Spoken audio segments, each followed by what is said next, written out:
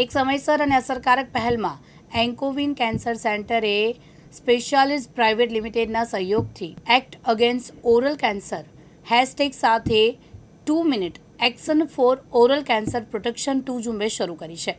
આ રાષ્ટ્રવ્યાપી પ્રયાસનો ઉદ્દેશ લોકોને અરીસામાં ઉપયોગ કરીને ઝડપી સ્વતપાસ કરવા માટે પ્રોત્સાહિત કરી ઓરલ કેન્સરના કેસમાં ચિંતાજનક વધારાને પહોંચી વળવાનો છે, જે લગભગ દરેક માટે સરળતાથી ઉપલબ્ધ છે.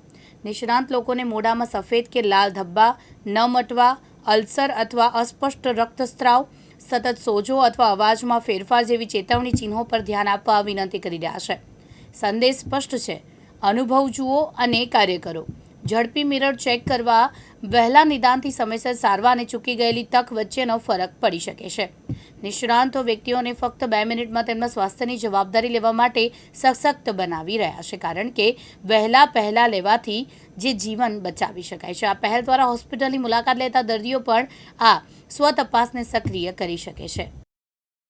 મારું નામ ડૉક્ટર ગૌરાંગ મોદી છે. હું કેન્સર સ્પેશિયાલિસ્ટ ઓન્કોવિન કેન્સર સેન્ટર અમદાવાદથી. સર, આજે જે ઇવેન્ટ રાખી ઓન્કોવિન કેન્સર માટે એ કયા મુદ્દા માટે રાખી? બેઝિકલી ધ કન્સેપ્ટ એવો છે કે જે હેડ એન્ડ નેક કેન્સર એટલે કે મોઢા અને ગળાનું જે કેન્સર છે એ ઇન્ડિયા એક વર્લ્ડનું કેપિટલ છે. એનું મેઇન કારણ એ છે કે જે ઓરલ ટોબેકોનું જે કન્ઝપ્શન છે એ ઇન્ડિયામાં સૌથી વધારે છે. અને ઇવન ગુજરાતમાં જે અમે ડે ટુ ડે કેસીસ જોઈ રહ્યા છીએ એ સોર્ટ ઓફ તમે એવું કહી શકો કે મોસ્ટ કોમન એટલે હાઈએસ્ટ પ્રમાણ કહી શકાય ગુજરાતમાં. અને આપણને ખ્યાલ છે કે સૌરાષ્ટ્રમાં પણ એનું પ્રમાણ સૌથી વધારે છે. હવે આ કેન્સરનું પ્રમાણ સૌથી વધારે હોય તો એની અવેરનેસ જે કોમન પોપ્યુલેશનમાં આવે એના માટે આ એક આખો પ્રોગ્રામ રાખ્યો છે, જેમાં પેશન્ટ અને એની સાથે જે રિલેટિવ છે એમને કેન્સરના અર્લી સાઇન સિમ્ટોમ્સ એ ઓળખે, એ જાતે ચેક કરે અને અમને અમારો સંપર્ક કરે.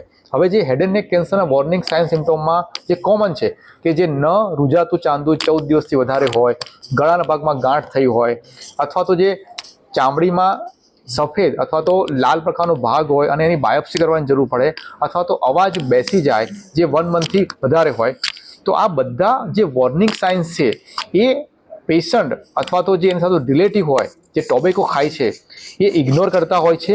અને એને કારણે અત્યારે ઇન્ડિયામાં તમે જુઓ તો 3માંથી 2 પેશન્ટો જે હેડ એન્ડ નેક કેન્સરના આવે છે એ એડવાન્સ સ્ટેજના આવે છે, જેને કારણે સર્વાઈવલ જે ઓવરઓલ કેન્સરનો હોય ઘટી જાય છે. અને જે કેન્સર એટલે કેન્સર એ જે મિથ છે એ માન્યતાને પ્રબળતા મળે છે. અને જો આ કેન્સર અર્લી સ્ટેજમાં આવે તો અમે જોયું છે એ પ્રમાણે 90% કેસીસ ક્યોર થઈ જાય છે. માનવ મહેતા, દિવ્યાંગ ન્યૂઝ, અમદાવાદ.